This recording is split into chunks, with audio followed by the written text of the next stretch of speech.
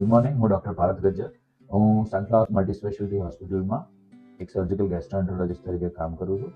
પ્રોક્ટોલોજી એટલે લેટ્રિનની જગ્યાથી લેવા દેવા રાખે છે, એટલે કે વાઢીઓ છે. ફિશર એટલે કે લેટ્રિનની જગ્યામાં મસલનો ચીરો પડી જવો. એ ચીરો પડતો હોય છે most commonly because of hard stools કે કબજિયાત, કોન્સ્ટિપેશન.